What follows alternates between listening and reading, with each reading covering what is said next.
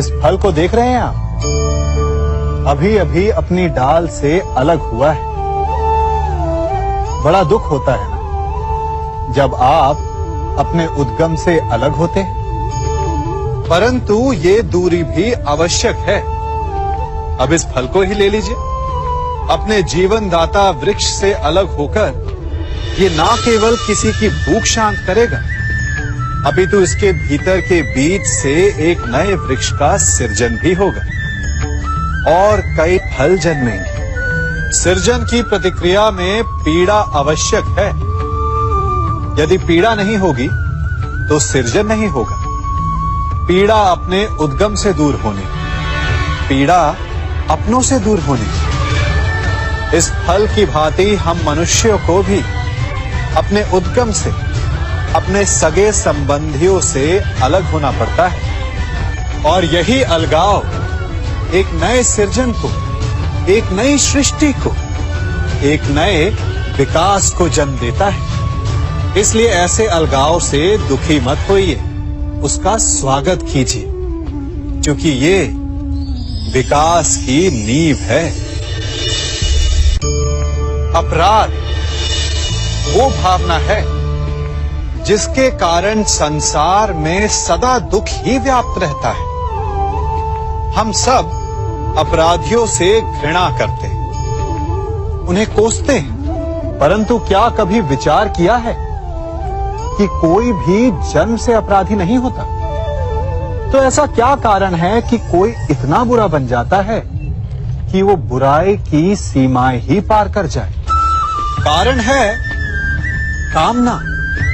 यदि कामना पर नियंत्रण ना रखा जाए, यदि कामना को पूर्ण करने के लिए परिश्रम ना किया जाए, तो वो तृष्णा में बदल जाती है और तृष्णा लालच में, और लालच छल में, और छल करते ही मनुष्य अपराध की ओर अपने पग बढ़ा देता है। इसलिए ये अत्यंत आवश्यक है कि मन की कामनाओं पर नियंत्रण रहे। यदि मन पर नियंत्रण रहेगा तो अपराध पर स्वयं ही नियंत्रण हो जाएगा। हम सबका मन करता है कि हम जीवन में ऐसे शिखर पर पहुंचे जहां हमसे ऊपर कोई ना हो, जहां हमें कुछ करने की आवश्यकता ना पड़े, है ना? कुछ लोग इस शिखर पर पहुंच भी जाते हैं, परंतु उनका मन सदा विचलित रहता है। इतनी मनोरंजक बात है ना कि जिस विश्राम को पाने के लिए हम इतनी मेहनत करते हैं, इतना परिश्रम करते हैं, वो हमें मिलता ही नहीं। कारण स्वयं सोचिए, वन का राजा होने के पश्चात भी सिंह को अखेट के लिए परिश्रम क्यों करना पड़ता है? सोचिए। मैं बताता हूं, क्योंकि राजा होने का अर्थ ये नहीं कि वो सदा सोता रहे और मृग स्वयं उसके समक्ष आकर कहेगा कि आइए महाराज, मुझे खाकर अपनी भूख मिटाइए। तो समझ लीजिए, कार्य आपके परिश्रम से संपन्न होते हैं, केवल कामना से नहीं। यदि आप नीचे हैं तो सदा स्मरण रखें कि आपका परिश्रम ही आपको ऊंचाइयों पर ले जाएगा, और यदि आप ऊंचाई पर हैं तो वहां पर भी रहने के लिए आपको निरंतर परिश्रम करते रहना होगा। अर्थात परिश्रम से मुक्ति नहीं है, क्योंकि परिश्रम ही जीवन है। सबसे अधिक महत्वपूर्ण क्या है? जीवन, या जो जीवन में पाया, यात्रा, या यात्रा पूर्ण करने के बाद पाया गया लक्ष्य, कर्म या उसके फल? बहुत ही महत्वपूर्ण परंतु विकट प्रश्न है ना? परंतु तनिक धीरज से सोचेंगे तो इसका उत्तर अधिक कठिन नहीं है। यदि जीवन यात्रा है तो उसका लक्ष्य क्या होना चाहिए? स्वयं सोचिए। मान, संतान, धन, नहीं ना। अंतिम लक्ष्य है परम आनंद, और ये अचानक से नहीं मिलता।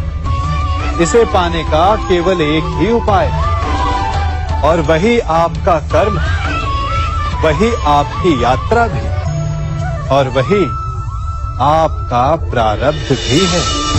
और आपको कौन बताता है कि आपके लिए सही क्या है? वो है आपका मन, जो मस्तिष्क की भांति हानि और लाभ नहीं सोचता, जो आपको ये बताता है कि शुभ किसमें है, संसार का कल्याण किसमें है, आनंद किसमें है।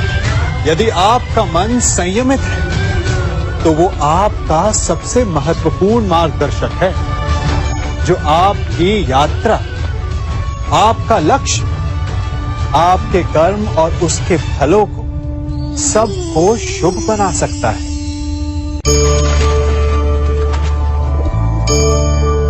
इन पक्षियों को देख रहे हैं आप?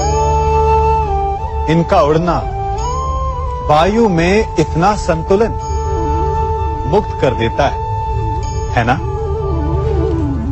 इन्हें उड़ते देख आपके मन में भी इच्छा होती होगी कि इन्हीं की भांति आप भी स्वतंत्रता से उड़ पाएं। ईर्ष्या होती है ना, जब आप इन्हें खुले आकाश में ऐसे विचरण करते देखते हैं।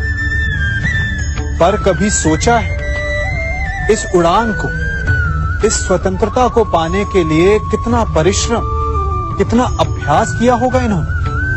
आकाश में उड़ने से पूर्व धरती पर कितना गहन परिश्रम किया होगा इन्होंने। इनके माता पिता ने पहली बार जब इन्हें पंख फड़फड़ाने को उकसाया होगा तो कितनी बार गिरे होंगे।